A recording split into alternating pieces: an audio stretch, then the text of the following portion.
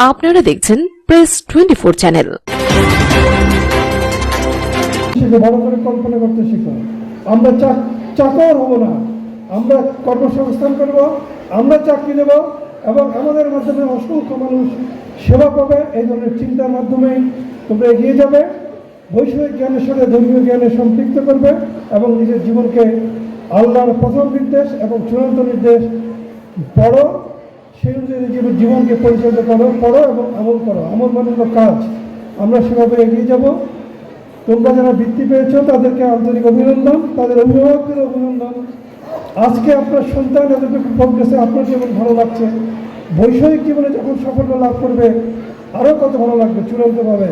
আর মানুষের চূড়ান্ত সাফল্য নির্ভর করে তো মৃত্যুর পরে জান্নাত বা জাহান্নামের সিদ্ধান্ত যখন হবে।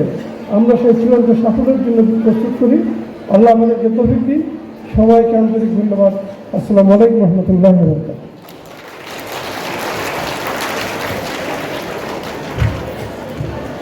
অনেক ধন্যবাদ জানাচ্ছি ডক্টর শাহাবুদ্দিন আহমেদ চৌধুরী স্যারকে।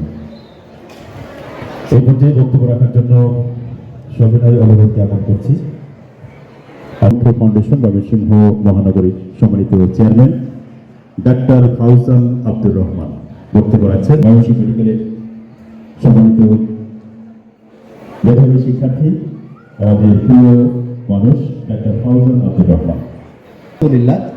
ওয়ালা আলিহি ওয়া আসহাবিহি ওয়া মাওয়ালা।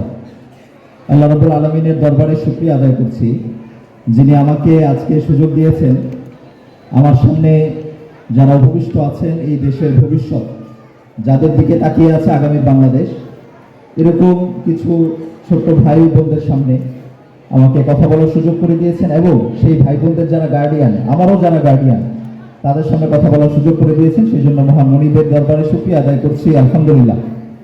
দরুদ ও সালাম মানবতার মুক্তির দূত মুহাম্মদ রাসূলুল্লাহ সাল্লাল্লাহু আলাইহি ওয়াসাল্লামের শানে শ্রদ্ধা ভরে স্মরণ করছি আমাদের সে সকল ভাইদের বোনদের ত্যাগ কুরবানিকে, যাদের ত্যাগ কুরবানির বিনিময়ে আমরা এখনো এরকম একটা পর্যায়ে এসে দাঁড়িয়ে আমাদের কথাগুলো, ভালো কথাগুলো বলে যেতে পারছি। আল্লাহ রাব্বুল আলামিন সে সকল ভাইদের বোনদের ত্যাগ কুরবানিকে কবুল করুন, আমিন।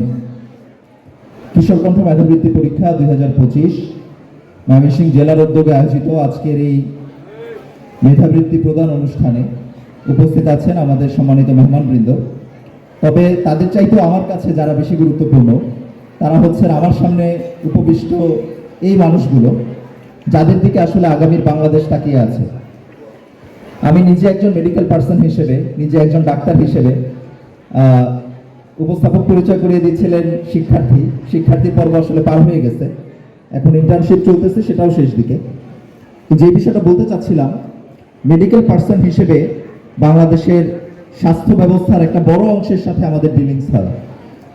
এই ময়মনসিংহ মেডিকেল কলেজ হাসপাতালে যে পরিমাণ রোগী আসে এক এক দিনে আমাদের যে পরিমাণ রোগী হ্যান্ডেল করতে হয়, এবং সেই হ্যান্ডেল করতে গিয়ে আমরা যে বিষয়টা উপলব্ধি করি বারবারই, সেটা হচ্ছে রোগীরা অনেক সময় আমাদের সাথে সন্তুষ্ট থাকতে পারেন না আমাদের আচার ব্যবহারের কারণে। আমরা একসাথে যে কয়জন ডিউটি করি, দেখা যায় হয়তো হাতে গোনা একজন দুইজন পাওয়া যায় যে রোগীকে সুন্দর করে বিষয়গুলো বুঝায় বলে। বেশিরভাগের ক্ষেত্রেই আমরা এত বেশি চাপের মধ্যে থাকি, অথবা আমাদের মধ্যে নীতি নৈতিকতার জায়গাটা এত পরিমাণে থাকে না যে আমরা রোগীকে সুন্দর করে বিষয়গুলো বুঝায় বলবো, খুব আন্তরিকতার সাথে বিষয়গুলো ডিল করব। তো এই কারণে আমার উপলব্ধি হচ্ছে আমাদের সামনে এই যে এখন যারা বসে আছে, আমাদের যে ছোট ভাই বোনেরা, তাদের সামনে সুযোগ আছে নিজেদেরকে এখন থেকেই সেই নীতি নৈতিকতার জায়গাটায় সর্বোচ্চ আসনে নিজেদেরকে আসীন করার সুযোগ তাদের সামনে আছে।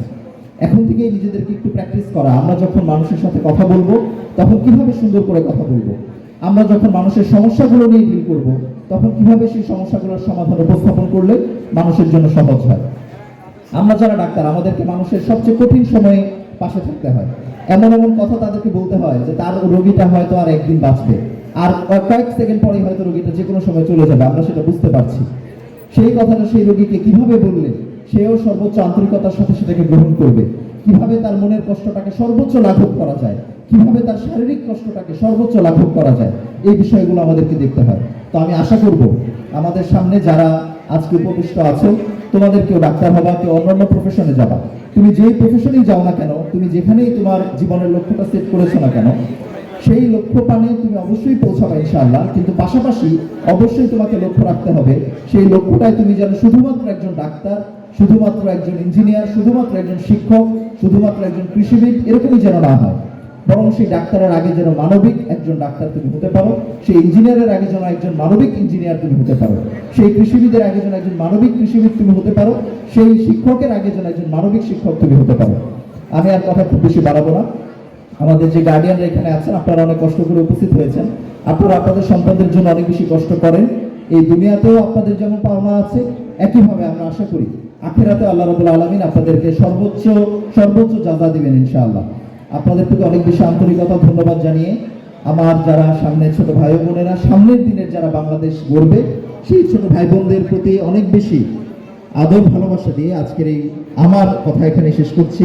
ওয়া তাওফিক ইল্লা বিল্লাহ। আসসালামু আলাইকুম ওয়া রাহমাতুল্লাহ।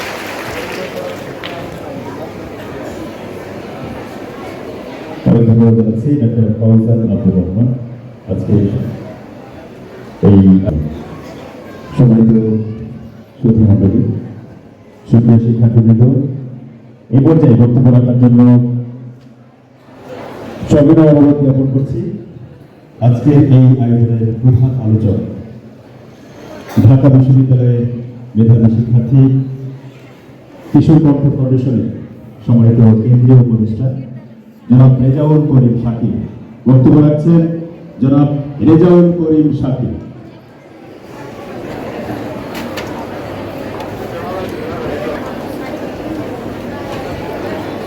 আসসালামু আলাইকুম ওয়া রাহমাতুল্লাহি ওয়া বারাকাতুহু। আলহামদুলিল্লাহি রাব্বিল আলামিন, ওয়াসসালাতু ওয়াসসালামু আলা রাসূলিল কারীম ওয়া আলা আলিহি ওয়া সাহবিহি আজমাইন। কিশোর কণ্ঠ ফাউন্ডেশন ময়মনসিংহ জেলা কর্তৃক আয়োজিত